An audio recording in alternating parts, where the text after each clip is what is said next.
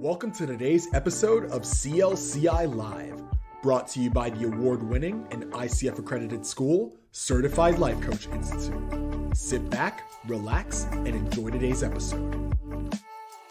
Welcome to another CLCI Live at 5 o'clock.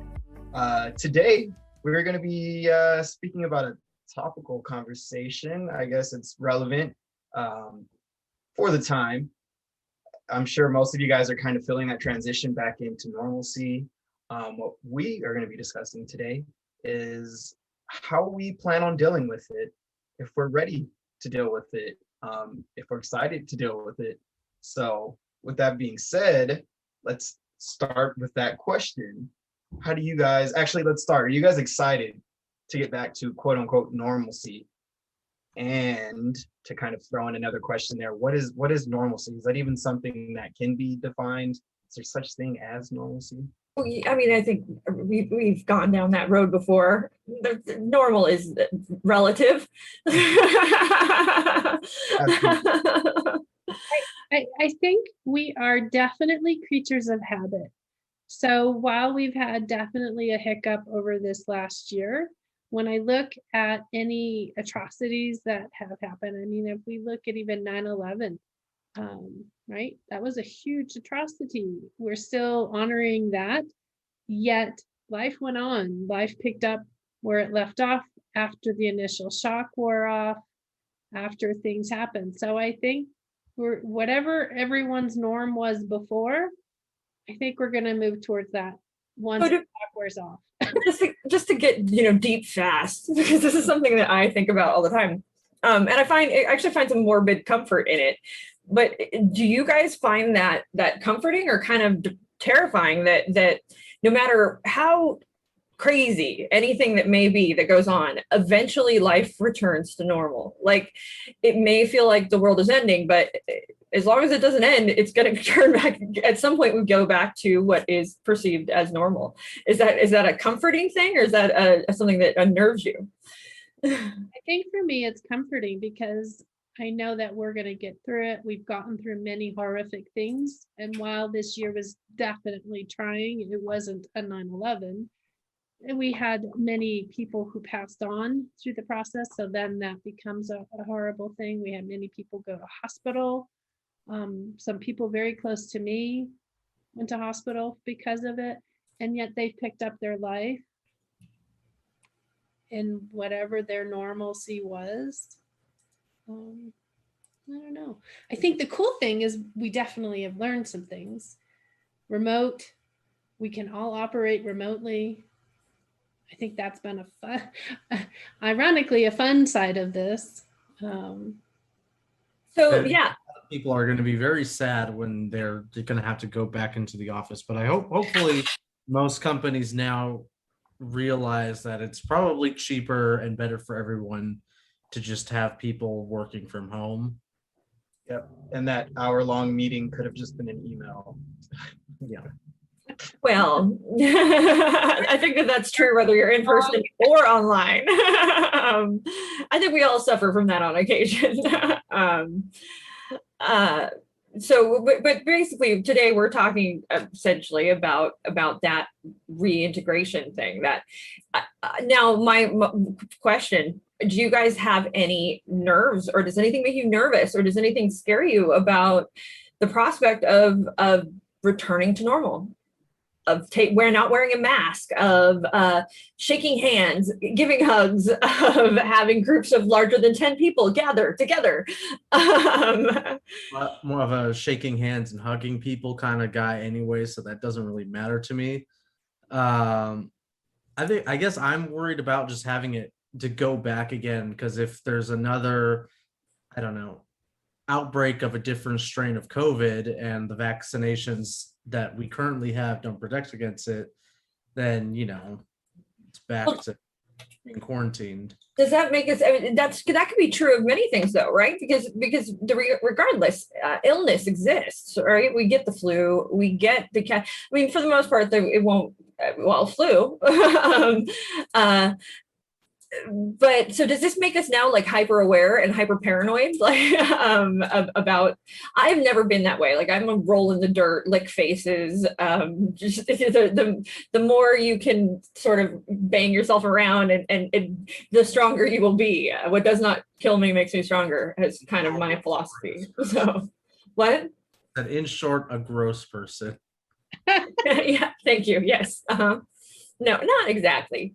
I, have a little trepidation in the process of and thinking, just in the thinking, because in Colorado, we've had some more freedoms than you guys back in Cali haven't, longer, but to have everything open up. I mean, I've enjoyed going to a restaurant where there's been plenty of room. If I had to fly somewhere, I enjoyed not having to sit right next to someone. So those things are part of what was normal. That part, I don't think I'm really looking forward to. As Anthony mentioned, I'm a hugger for sure. That really hasn't stopped, although I've asked more often for permission to give a hug than in my history. And probably that will continue, I think. I'm very much excited to get back to normalcy, my idea of what normal is, which when I speak about normalcy, I speak about being in public around other people. That is normal to me. When I step outside, I'd like to be around other people. I don't even have to necessarily speak to anyone. Today, I went out and worked at a small coffee shop, and I had a bit of like sensory overload where I couldn't focus on work for a second because I was just so excited that I was doing what I hadn't done in well over a year. And it was just the freedom to go ahead and do so, I think was just, that's what I look forward to, is the freedom to get out and do it. Should you want to do it, that ability is something that's just great and exciting. And it does give me a bit of anxiety for sure. It does, trying to acclimate to that environment. Is there something that when you're talking about, I see your eyes light up and your face gets very expressive. When you think about going back out, is there something that can travel with you in that emotional experience that feeds you when it becomes old hat again? Can you rephrase that? You're happy. Viewers, please coaching right now. No, I'm asking a question. Back off. When you're, right now you feel, it sounds like there's some joy, there's like some excitement. Absolutely, yes. Right? When this becomes old hat, when it becomes like a normal routine for you, is there something that in this beginning phase that you can travel into that phase where it's a normal thing? I mean, I don't know, is that important? Instilling the excitement that I'm feeling right now into future tense scenarios where it becomes something that is regular, right? Sure. I don't know if there will be I'd like to think that there's not going to be a future tense scenario where something is regular to me. I think the most exciting part about getting back out there is the randomness of it all. It became really cookie cutter over the course of just staying indoors and throughout quarantine. I don't know, there's a meme floating out there for anyone who's like a SpongeBob fan where it's like Squidward, there's an episode where he does the same thing over and over and over again. He wanted to do it in the beginning, kind of like how I was enjoying quarantine in the beginning, because it puts you in check, gives you time to do the things that you need to get done. But then once you get in that process and you don't really have the freedom to allow randomness into your life, then it becomes just kind of dry and dull to me. So to answer your question, I don't know that I need to really carry over this excitement. It's always, I like to be out and I like to be around other people, which invites randomness, and that's the exciting part to me. Fantastic.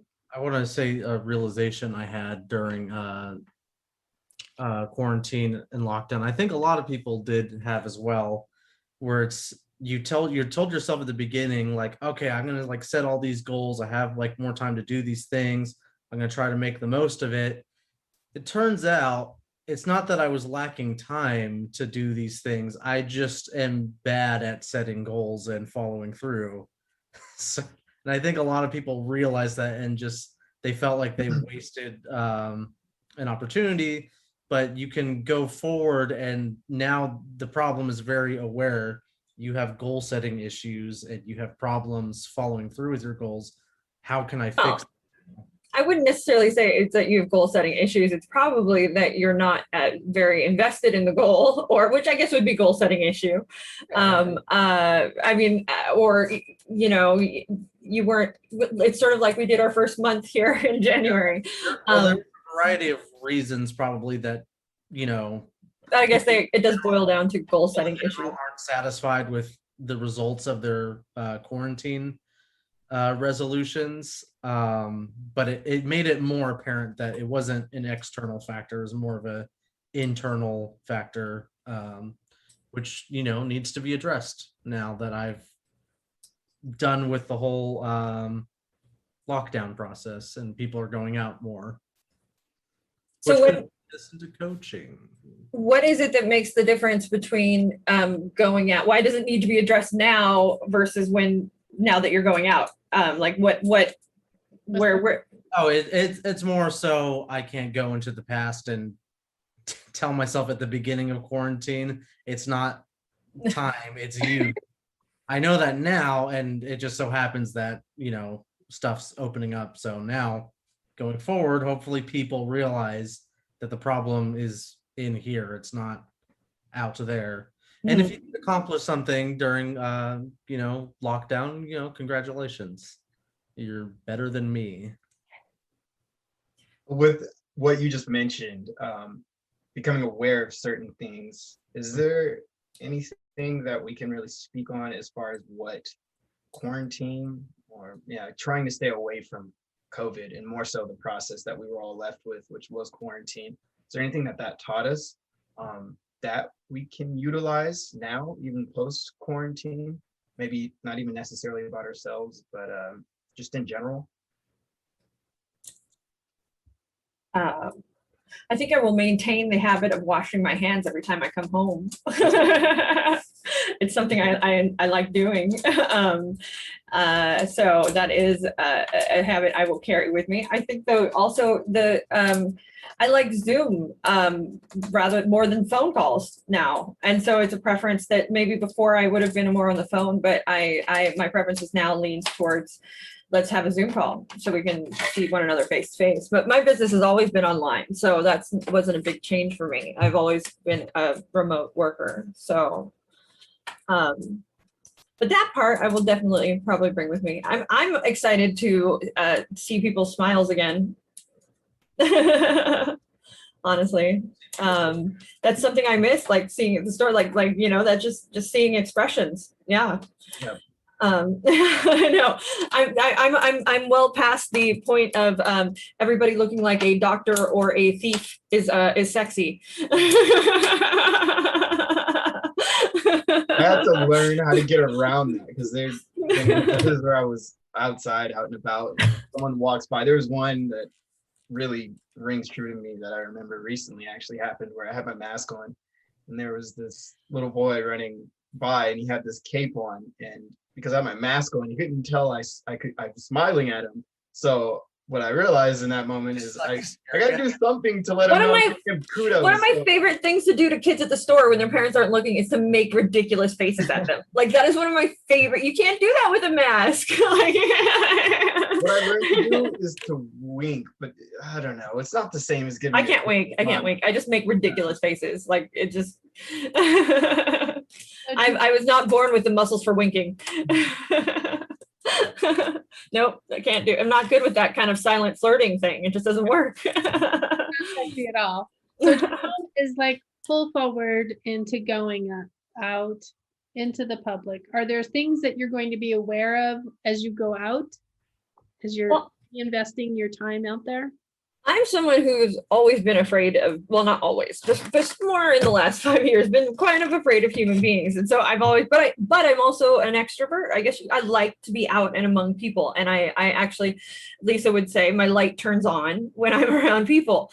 Because I just have this like this tear inside me where I like it, but I'm scared of it, but I like it, but I'm scared of it. But once I'm in it, I'm good. So I tend to gravitate towards like finding jobs that get me in groups of people for one reason or another. That's why I host trivia.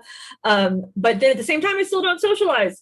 So my intention, like last night, I was cruising meetups, seeing just what's going on in the world, and seeing if anybody's actually getting in person and doing things. And my goal is to actually just put myself out there. If I get uncomfortable, I get uncomfortable. What's the worst that's going to happen?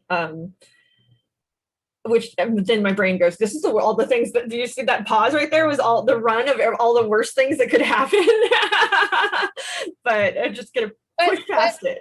Here's the but. The but is you can always leave, right? So you're getting out there, you're doing things. And if it is too much, or as Jerome was saying earlier, once I'm in it, it's fine. Like once I'm in it, I'm good. Like I am fantastic. It's a matter of getting me in it. Like that's half the battle.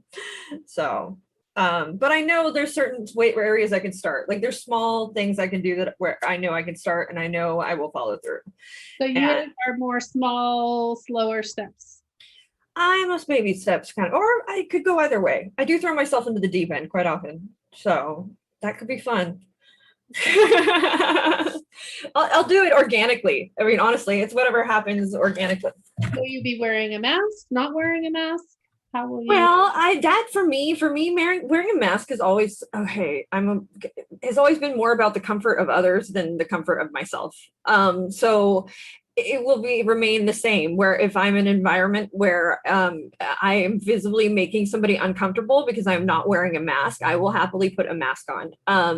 If I'm in an environment where everybody is comfortable not wearing one, I'm game to not wear one. So it's for me, it's more about wanting to create an environment where others can feel comfortable as well. So yeah. I'm a lick faces kind of person. So that's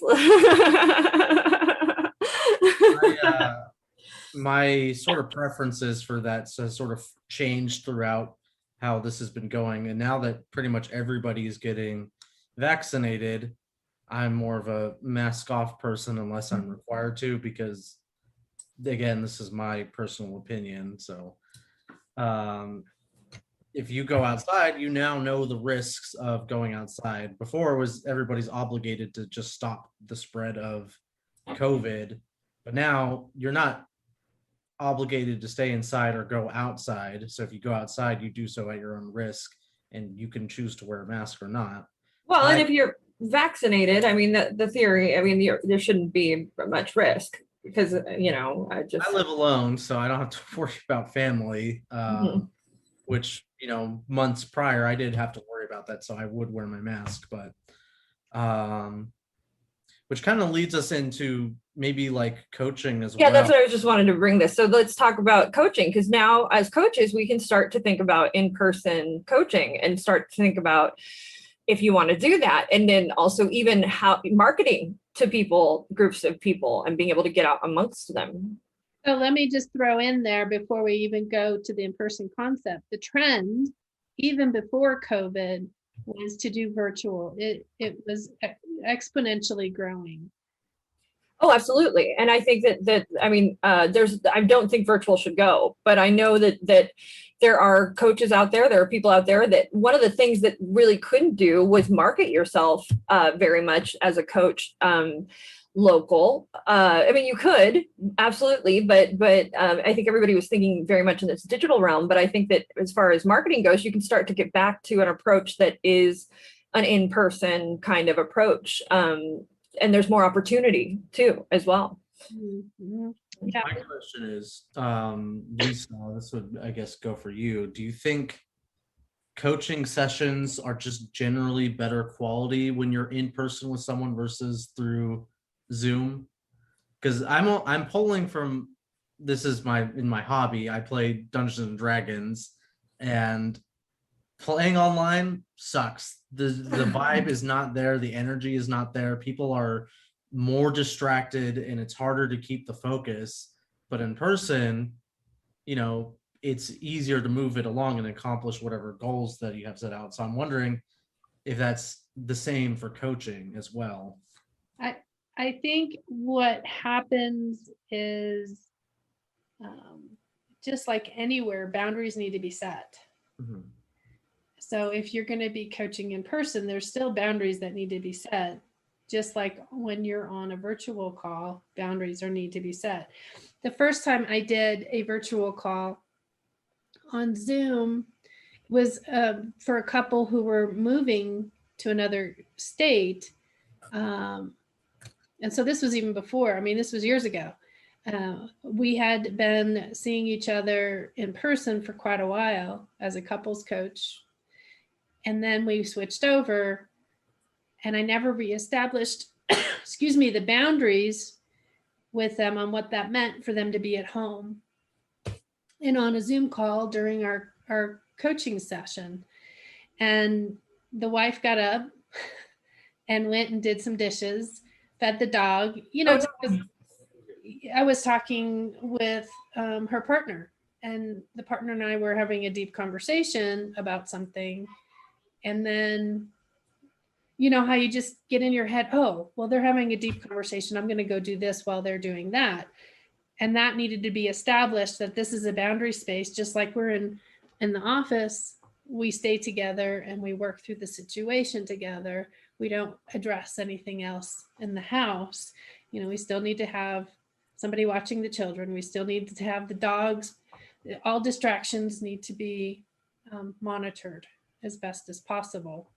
I think too, while the being at home thing can give itself some distractions, it can also provide some benefit as well, because your client is in a space where they already feel safe and comfortable in their own home, in their own space. I think that's why teletherapy and telemedicine is probably not going to go anywhere either. And that's because you are already more inclined to open up if you're in a space that is safe and open. But the client has to make sure their space is a safe space that is safe and open and private. And that's something that you would probably want to discuss with your client prior to having your session, or in the first session at a minimum, I would imagine.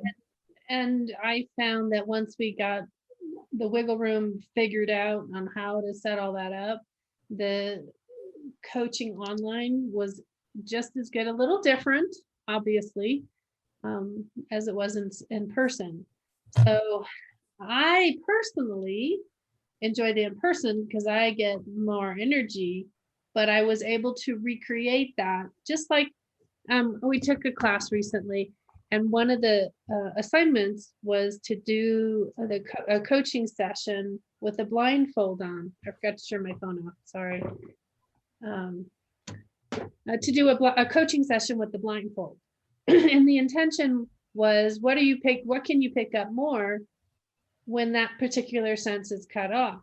So as our senses have to be adjusted to what is presented, we can be equally talented with our coaching process, whether it's virtual or in person.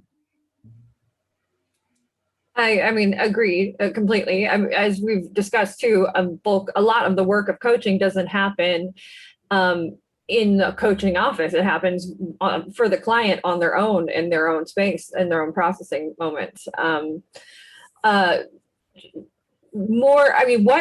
do you imagine? Do you think that there is trepidation for some new coaches or folks out there that are coaching with regard to getting back to in-person? What kind of fears do you think that they may be having? For some, it's not even getting back into person. We've had coaches who were certified, at the start of quarantine, and they've never maybe have coached people in person. Mm-hmm. It's all been virtual for them, and they're completely, they might feel unaware how coaching in person might be different because that's all they know. Well, and so I'm just throwing this out there.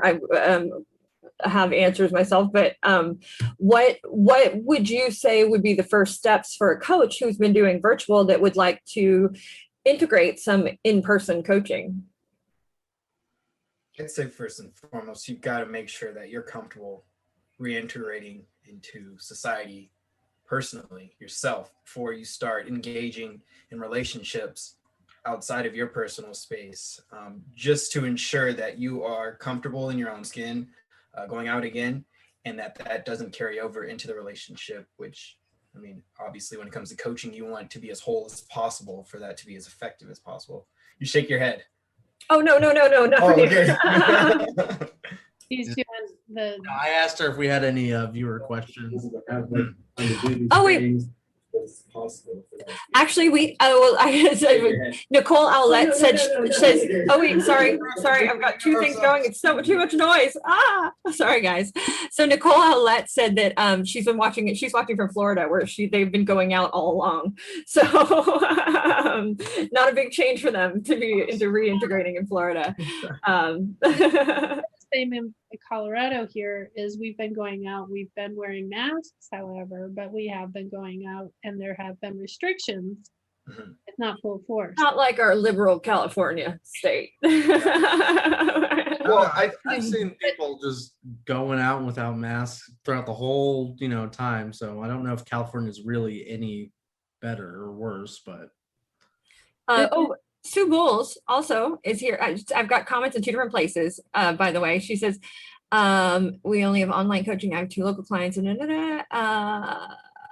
But if others are feeling safer. Okay, so she says that she's fully vaccinated. And so she's having to adjust to not wearing a mask again. But if others feel safer with me with the mask, she'll set aside her preferences and the benefit of others. So that would be a question. Would you wear a mask in a session?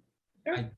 I think that's probably the smartest decision for being a coach. You flex to your client's comfort level and you approach them and you speak their language. And if wearing a mask is something that, makes them comfortable, makes them safe around you, I would say I would do it, even if I didn't really believe myself that it was effective or not, which I do. But, as far as meeting someone on their level, I would wear the mask. Mm-hmm. So you can even put on in your appointment, mask or no mask, so you can keep it simple and ambiguous as far as it not being a big deal. But your client has to not be the first person you see out there, because your comfort is equally as important if you're going to get into an in-person experience. So you've got to start getting out there and get in person with things if you haven't.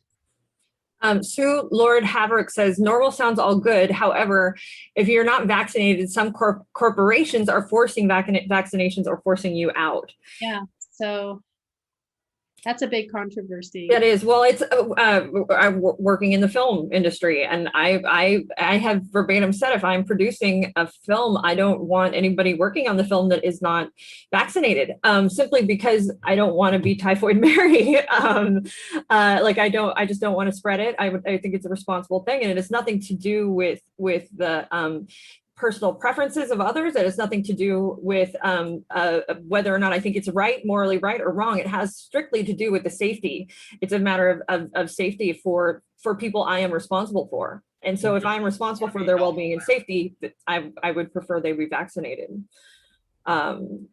as a producer. And I'm certain that insurance companies probably are requiring it as well, which is something that you have to address too. There's always a lot of levels here. Now, the forcing them out thing, I'm not for that. We've proven we can work remotely, right? So why not find a way to facilitate that in some regard? But maybe those corporations need some business coaches. Corporations, please send them our way. Yeah, tag them. Yeah. So yeah, that's kind of the sad thing is those mandatory direction it's a mixed bag. Well, that's what I was talking to my neighbor, and she works for a school, and it's a medical school. And she would prefer to work remotely, and she's actually more productive here, and her commute is like an hour and a half. It's crazy.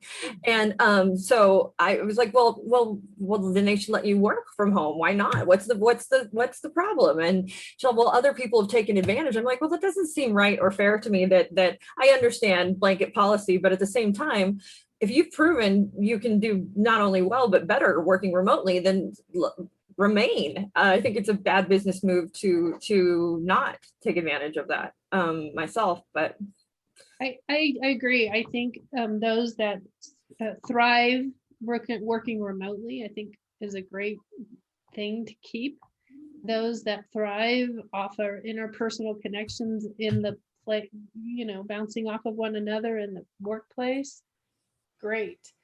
To have someone go through failure at working at home and have someone who has successfully worked at home, the person that's being challenged is the person who did it well, not the person who failed, right? So they're getting rewarded for failing, and the person who succeeded is getting penalized. yeah. So that's something that definitely in the workforce is going to have its business coaches for all workforce companies. That's what I'm saying. Business coaches for everybody, which is, I mean, it's kind of something I've been sort of saying from the start of this as well. The other flip side of the coin, though, to consider is that the fact that we're talking about working alone is what a difference, right? Because a year ago, we were talking about unemployment and not being able to work and not being able to go to work and jobs being cut. And now we're talking about, wait, things are opening up and we get to work again. So, there's always you can always look at the other side of the coin as well. And that is the fact that work is happening and more work is going to happen and it's going to continue. The economy is going to be stimulated and things are going to improve with that regard. And that is a good thing, period.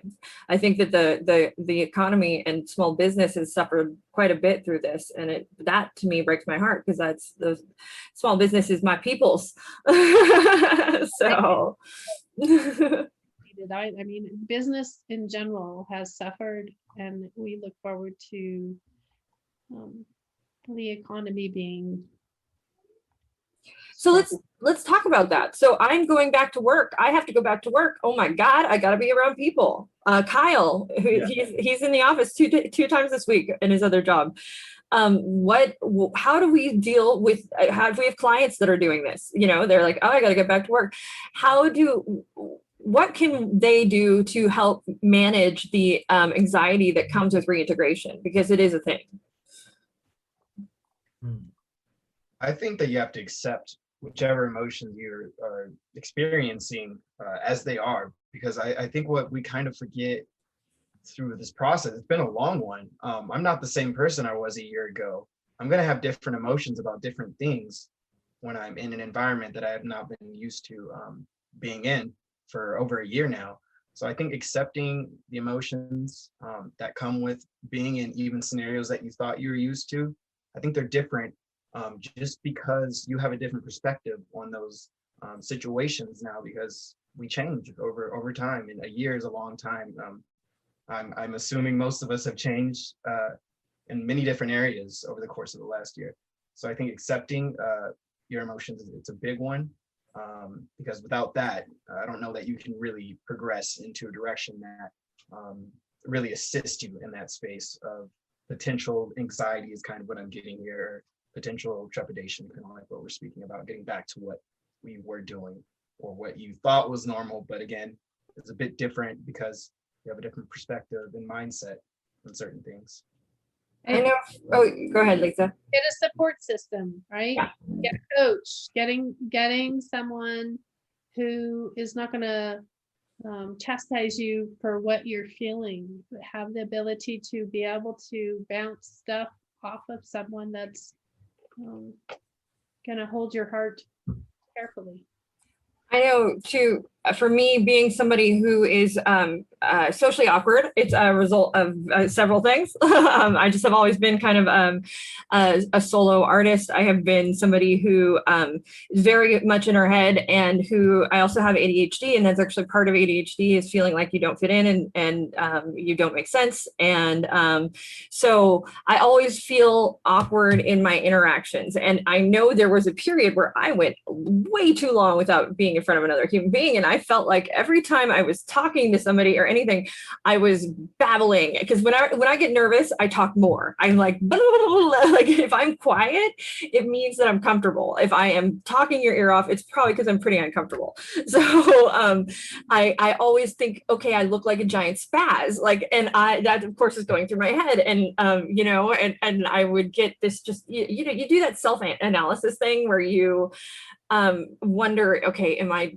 really just this socially awkward and weird and crazy, and how do I appear when I come out to people? But I just sort of I have had to, in many ways, even though it's not 100% possible, let go of that, or just assume, this is something I always tell myself, and I don't know if it'll help anybody else, that everybody else is selfish. Like everybody is, for the most part, thinking about themselves in the same situation, and they are thinking about how awkward they are, or what they have to do next, or where they have to go, but what they're not thinking about most of the time is how weird you are. So like, you don't have to worry about that too much. It might happen on occasion, but if it does, it does. But that to me brings some relief, because I'm like, there were so many times where I had thought that, you know, I had left this impression, and then come to find out they don't even remember, they weren't paying attention, and it very quickly taught me that I am not so capable of making impressions as I might think I am, which is actually kind of a comfort. So yeah. You mentioned that to me, I forget, a little while back, the people are selfish and they're only thinking about themselves, and I really thought about that, and I'm like, wow, you're right. And that, honestly, that has helped. I wouldn't consider myself someone that has extreme anxiety. I always feel like I'm kind of calm and collective in most environments. But if I do find myself in a scenario where I'm getting a little anxious due to someone else's supposed impression on me, that's what I think of. I think of who cares? They're just thinking about it helps, right? It helps. It totally helps me much more than they're thinking about me right now. The problem is I have to get that far, because the other half of me will just flee. Like I just run. Like I'm just like, forget it. I'm out. It's not worth it. I'm going home. Like it's just because that for me is another safety net. Like and it has nothing to do with COVID. It has nothing to do with any of this. It has entirely to do with just me being a socially awkward weirdo. Like, so. Okay. Do you think through COVID that thinking of yourself as socially awkward weirdo, do you think that's stayed the same, gotten bigger, smaller? What proportion is it? It depends on what period of time in COVID, because like when I was like seriously isolated there was a period, it was probably close to 90 days, where I only interacted with people when I went to the store. And that I started to feel crazy. Like I started to wonder if I was losing my mind at different points. The only thing that kept me sane was Zoom, was you guys, was like being able to go to class, was like that was literally what kept me sane during those periods, because otherwise I think I would have gone bonkers. I really do. And there were plenty of times in those moments where I was like, you are batty. You've turned into that crazy recluse woman that cannot interact with people normally. What is wrong with you? But then I quickly found out, okay, that's not entirely true. Like I mean, we are like we can have moments of but then we can quickly return. Luckily, we're capable of rebounding and resilience. So the opportunity to learn more about ourselves. Did you feel like you learned more about yourself during those 90 days, and then as you I learned, I will say I've learned a lot of what I'm capable of. Like the very fact that I can survive completely solo, and like that I'm built to do that. Like that I am built to be without much issue. Others had a lot more issue than I did. And that I can survive without any human. Like, I know people that complained about being so isolated, but they had families with them, and I'm like, you have no clue. My family is hours away. I'm not seeing them. Like, I have not literally not interacted with another human being, and so it was kind of impressive that I was capable of maintaining sanity and not jumping off a bridge or something. Like, I just kept going. And I channeled it in many ways into creativity and drive, and it just kept me focused on because I don't have a TV either, which I don't know if that was better or worse. Like, I don't know if that helped or hurt. Like, it might have helped because I think there's a lot of paranoia kicked up from watching television. So no television. Movies, yes, but not television. Too chaotic out there. So if we're coaching someone who has been that person who stayed home and hasn't been that person who's gone out, maybe I'm nervous. How would you coach me? What would that first question be? Well, so wait, we're coaching you? Because I was just going to say we could coach me. I have a thing, but throw out some coaching questions that you could ask somebody. I mean, well, I guess they would have to address it first with us, right? Like, they would have to go, well, I'm having anxiety, reintegrating. Go reintegrate. I like working from home and I have to go back to work. So this is a pretend scenario because I'm here. I will give you a real one. Like, I have anxiety around making friends, period. Like, I just do. And I've got to tackle it. Like, I have to get past it. I really do. And I know I do. I just no clue what. I guess I just rip off the Band-Aid. Like, I mean, honestly. But I'm so torn there. I mean, rip off the Band-Aid. I mean, just dive in and just be overly social and try to, meet everybody and just get everybody's phone number and then try to keep in touch with them as best I can. Like, that's half the battle is maintaining, right? When you're like, that's the thing for me, at least, as I've gotten older, I have realized I'm a single woman. Making friends is harder for me because if men are married, you've got to respect that. You've got to respect that bounds. There's got to be a whole thing there. So that's kind of off limits. And then women who are married, they often are very keyed in with other women that are married and also women with kids. So I don't really make sense there. So, and it just like, it creates, I'm in this weird space of like, okay, well, who is my friend? And it's honestly, it's a weird, harder to make friends as you get older. It definitely is. And maintain them because most people already have lives and things to do and people to do them with. And I'm the awkward third wheel, like, no matter what. So asking that person or you, what does having friends get you? What is it about having friends that you find valuable? Connection, somebody to talk to, things I can do. I enjoy activities that require other human beings, and kinship, people to share, my life with, I guess, and just do things with, honestly. I guess it's nice to know that there are people that, you can call to go just hang out with.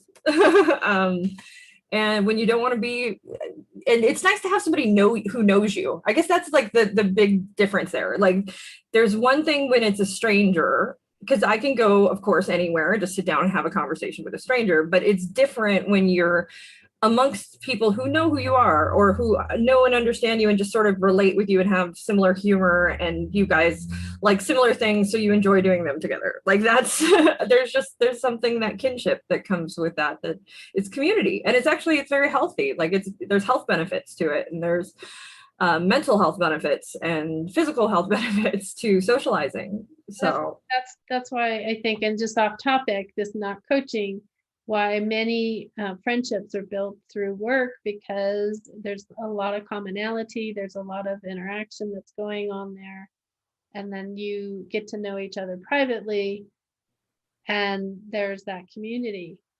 I guess Go ahead. Well, yeah, I guess too, I feel like I'm lacking in something because, like, I feel like everybody's got a close knit group of friends. Everybody's got a close knit family.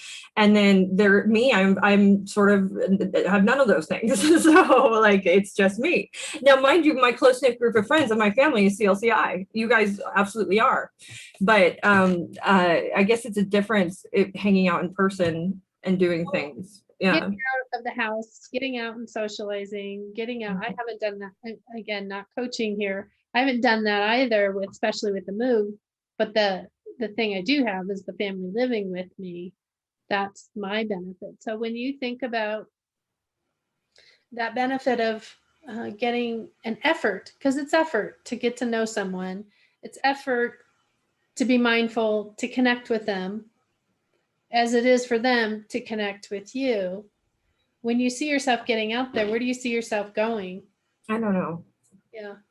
I don't even like that's not even I don't even get that far. Like that's the whole thing too is this is going to get way too deep too fast. Like this is going to be an hour-long session if we really delve into this. Like, Not advised that you coach your friends as well. Oh yes. what was that? We do not advise you. Coach friends, so it might be bad if we end up coaching you. Yeah, no. Wait, somebody said, I get it. I've got involved in Meetup to find people with similar interests. Yeah, absolutely. And that's the one thing is you can do is you can, and it's fun. Like I enjoy going out into these little group things and just meeting random people. What? I don't want to do that.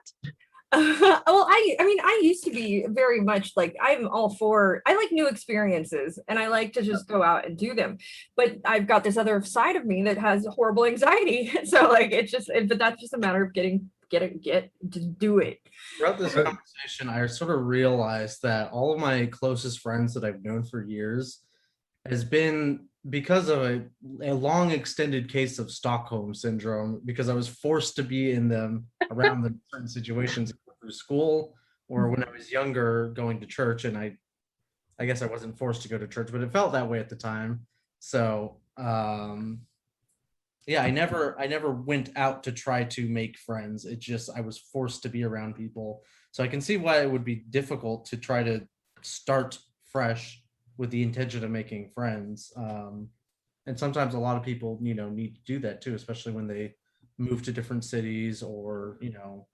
And it's hard to find the in many ways too. Like a lot of times finding the in can be half the battle. With that, I think right now as it stands, this may be probably, I don't know that there's ever been a better opportunity to go out and make new friends than now, coming off of this year-long hiatus of being public, because I think adversity really that will you be my friend? Adversity hey, Jerome, Jerome, will you be my friend? Like I am your friend. It's just so awkward. Like, what I can say is overcoming adversity really connects people. And we've all had that low-hanging fruit of overcoming that adversity of just kind of being sheltered. And again, to me, it's really not having the freedom to do things that you'd like to do, as opposed to really just being inside your house. Because again, some people are comfortable with that, but I think really where the difficulty of doing that is the loss of the ability to have, again, choice in doing certain things that you may have not that you may have enjoyed. And I think right now we have something that we can connect with for pretty much the entire world. Most of us have kind of dealt with the same similar trauma. So where would you go? What would you do to meet friends? Where? You know exactly where I'm going to concerts. I love concerts. Yeah, I cannot wait to get back. Amen. But they're still not happening. They're still like in like slowly coming back. I've got a ticket. I know that's what I literally. Yeah, I was just looking at live music. That was half of my online adventuring. Yep. So, will you be going to a haunted event this Halloween? I'm asking strictly for research basis. Yeah, no, I definitely will. Absolutely. I love Halloween. So yeah, that's gonna happen. If obviously things are still looking up around then. Mm-hmm. So I asked a neighbor who we've been kind of friendly with, waving at least through this. I go, so we've been talking. We're wondering if you want to come over and get together and for dinner and get to know each other better. But how do you feel about that? Oh, in July, we're having a party. You guys can come over. Like, I just invited you over for dinner to see where that went. And he just told me about the July thing. Oh. It's awkward. Yeah. It's awkward. And putting yourself out there is not an easy thing because, we take it personal. One of the 4 agreements, don't take it personal. It has nothing to do with me. His response. It was still a friendly response, even though he skirted past if he would be comfortable coming over for dinner and having us get to know, each other. Anyway. No, it's Yeah.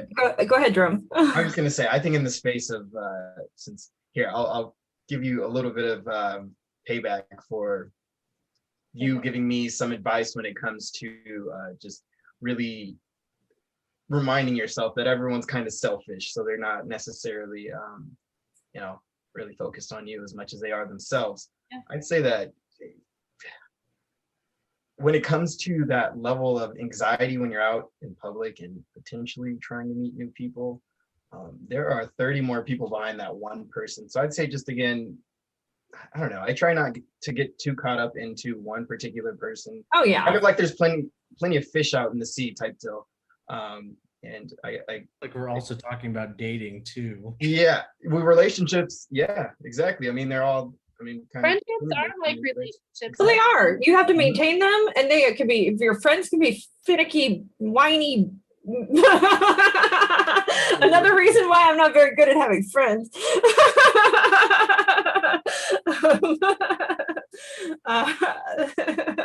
So I love the fact that again things are becoming public again, because when COVID was kind of warranting we stay inside, I'd have like a silly weird conversation out at the store or something, and I think about that for like a month and be like, wow, I should have said this or did this differently. Now I can just go out to the store, or not to the store, but somewhere. I think too, it's also fair, like we've probably lost touch with people through this process that were very close with us, that probably drained some of our energy and time. And the cool thing is you don't have to like hang out with those people you didn't really like again. Like, like you can just sort of let that go. Lie about having COVID or being in quarantine, there's so many excuses to get out of uncomfortable social situations. Yeah, there's outs now. Like, I love it. Yeah, I didn't get the vaccine. I can't go to this, event. I'm feeling sick. My gosh. I think we're about out of time though on that note. Sue said, how are you feeling today? We're feeling well. Oh, well, again, I think with regards to how with opening up the conversation with everybody. So I think the moral of the story is just know what your boundaries are, know what you want to do, and then just go out and do it, and know that it's good for you. Know that socializing is healthy. Yeah. It's mental health it can be as detrimental to be completely isolated. It causes depression. It causes people who are lonely have higher rates of inflammation. Which can then lead to cardiac problems. It can lead to a number of other things. And so there's way more statistics on loneliness and why it's bad. So get out and socialize, because the health benefits alone are your immune system will actually increase by virtue of being around other people.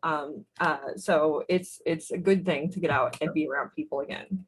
And just be aware, one step at a time, baby step, big step, whatever your step is, just do it to where you're comfortable, and maybe push it a little bit. But when it's totally uncomfortable, you can go home. You can leave. Oh, sorry. Go ahead, Anthony. Go ahead. I was going to ask, so how can coaches, I wanted to get back to the marketing to people. 4 minutes. Yeah, we've got 4 minutes left. That I think though really could be a whole live in itself. Yes, I agree. It could be. And the thing is too, though, but how can they just get out there and get to think about where your client would be, how they're going out, where is your client reintegrating, and that's where you position yourself. Yeah. In front of them. Mm-hmm. Yeah. Track them down. Just Become your ideal client stalker. talking and speaking about, Brooke was talking about different meetups. There's different meetups that you can become speakers at. Oh yeah, well, there's Toastmasters, there's Chamber of Commerce, there's the holistic Chamber of Commerce. There's tons of like wellness and then also business opportunity that you can get out and actually do these in-person things. The Sue Talks that Dan just did, and that was in person and virtual. So there's absolutely opportunity. Meetups, again, I was cruising it for these reasons last night, like just it was for information, it was to see what was out there. There are apps, there are all kinds of things where you can sort of start to Facebook events right there. It's a good place to start. There's the bar where there's all types of walks of life. Well, the bar is a whole other thing. That's half the battle right there. So you're not. I don't think it's a good place to meet. But they know. Final thoughts, Anthony? Go out there, meet new people, be safe. If you feel anxious about going out, take baby steps. Identify what you value about going out, what you value about meeting new people, and then focus on that as your goal rather than just saying meeting people. Why? Figuring out that why will help you to going out more or propel you towards that goal. Mm-hmm. Or, well, if not why, what's the intention or what? Yeah, well, just why. So yes, agreed. They are selfish reasons. They're selfish reasons that you should be aware of. Selfish is a good thing. Selfish is not a bad thing. Mm-mm. Selfish, I need to have connection. I know that flourishes me. I need to find some more of my people. The cool thing is we have classes and our people are there. We find our people there, but there's our people, whoever your people are, in all aspects of getting out there, meeting them, and having a conversation. Invite them over for dinner, even if they kind of diss you on it. Well, they invited you to dinner too, so it's 2 months away. But that's the thing. Being selfish is not a bad thing. It's we would not be alive as a species if we were not selfish. So we would be no more if we were all completely unselfish human beings. So being selfish is quite important, of course, within reason, but there's an argument there as well, but we'll leave that as it is. Thank you guys out there for watching, and good luck reintegrating into society, socializing, meeting people. Hopefully you do better at it than I do. And make sure you check out my cat.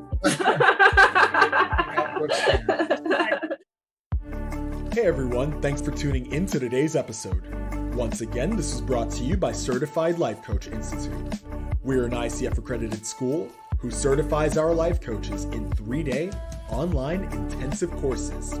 In addition to other podcast episodes, feel free to check us out every Tuesday at 4:00 p.m. Pacific Standard Time on YouTube or Facebook for our CLCI Lives, where we get together and discuss various topics that are centered around sharpening your skills so you can become a better certified life coach.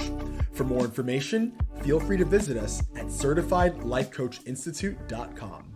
Until next time, be well.